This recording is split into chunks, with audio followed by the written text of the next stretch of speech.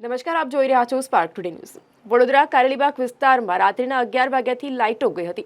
કારેલીબાગ વિસ્તારની એક સોસાયટી નહીં પરંતુ અનેક સોસાયટીઓમાં 8 થી 10 સોસાયટીઓમાં લાઇટો ગઈ હતી ને જેના કારણે કારેલીબાગ જીબીમાં સ્થાનિક રહીશો કોલ કર્યો હતો, પરંતુ જીબી દ્વારા કોલ ન ઉપાડવામાં આવ્યો ત્યારે સ્થાનિક રહીશો રોષે ભરાયા હતા અને રોષે ભરાઈ જઈ જીબીમાં જઈને પૂછતા જ તેમને સરખો જવાબ આપવામાં ન આવ્યો હતો। જીબી ડિવિઝનના ઇન્ચાર્જ શેખ સાહેબે તેમને ફોન ઉપાડતા ન હતા ત્યારે સ્થાનિકોનું કહેવું છે કે તમે light bill time to time લ્યો છો પરંતુ સુવિધા કેમ નથી પૂરી પાડવામાં આવતી। સ્થાનિક રહીશો દ્વારા જલ્દીથી જલ્દી તેમને લાઇટ ચાલુ થાય અને સંતોષકારક જવાબ આપવામાં આવે તેવી માંગ ઉઠવા પામી હતી।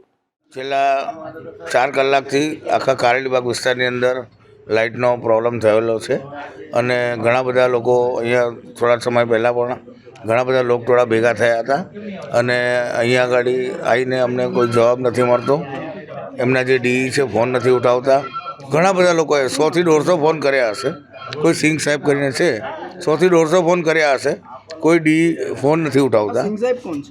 એ અહીંના ડી છે, કારેલીબાગ જે MGVCL છે એમનું ડેપ્યુટી એન્જિનિયર છે, એટલે એમની જવાબદારીમાં આવે છે કે આવી રીતે કોઈ પબ્લિકને તકલીફ થઈ હોય એનું સોલ્યુશન એમને આપવું જોઈએ તાત્કાલિક। એ ફોન નથી ઉઠાવતા। અહીંયા આગળ પૂરતો સ્ટાફ નથી। એક વ્યક્તિ ત્યાં બેઠા છે જે ફોન સાચવે કે ઓપરેટિંગ કરે એનું કોઈને ખબર પડતી નથી એમને, અને જે પણ આવે છે એનો પૂરતો જવાબ મળતો નથી પ્રોપર। થઈ જશે 4 કલાક થઈ ગયા છે। દરેક નાના બાળકો ખૂબ હેરાન થાય છે સોસાયટીઓમાં, ઘરડા લોકો છે, સિનિયર સિટીઝન છે, ખૂબ એ લોકોને તકલીફ પડી રહી છે, પણ આ લોકો કોઈ પણ જાતનું સોલ્યુશન આપી રહ્યા નથી। Time to time light bill ભરો છો? જી જરૂર, અમે time to time light bill ભરીએ છીએ।